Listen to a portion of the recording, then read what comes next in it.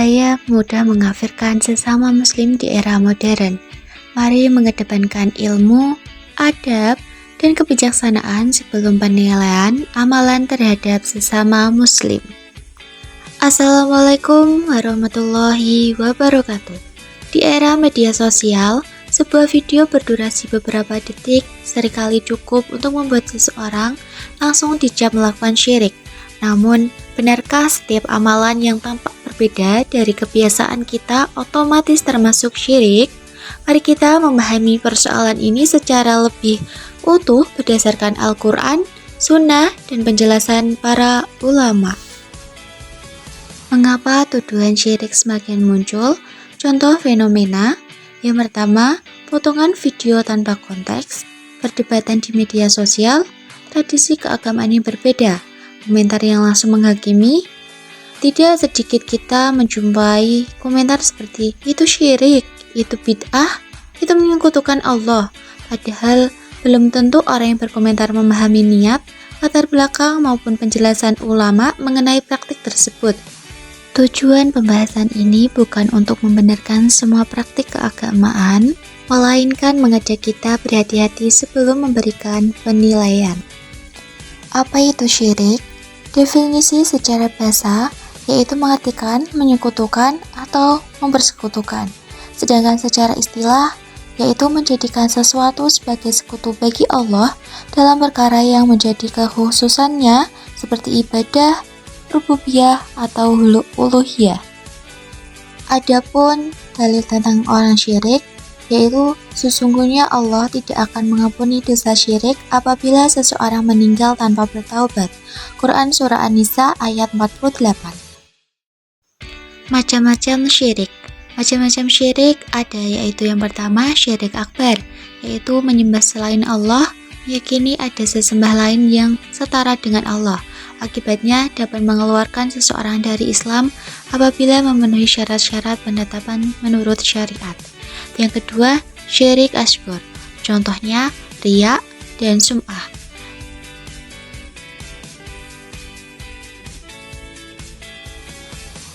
Hadis Nabi, sesungguhnya yang paling aku khawatirkan atas kalian adalah syirik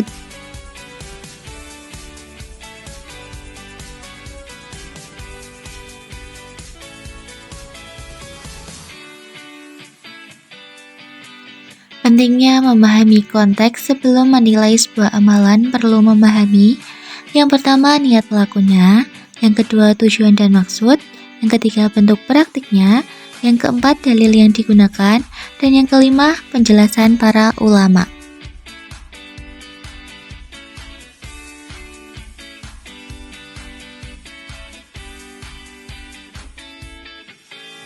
Bahaya menilai dari potongan video. Media sosial seringkali menampilkan video singkat, cuplikan tanpa kejelasan, informasi yang belum terverifikasi. Allah berfirman, jika datang kepada kalian seorang membawa berita, maka telitilah terlebih dahulu. Quran Surah Al-Hujurat ayat 6. Contoh kehidupan sehari-hari, misalnya seseorang melihat orang lain yang bertawasul, ziarah kubur, menghadiri tahlil.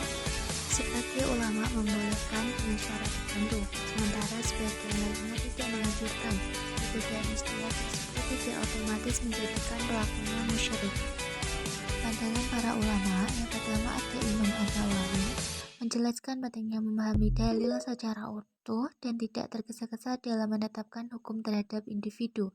Yang kedua menurut Imam Al-Ghazali yaitu dalam Ihya Ulumuddin, beliau menekankan pentingnya menjaga hati dari kesombongan merasa paling benar dan menjaga adab dalam menilai sesama muslim.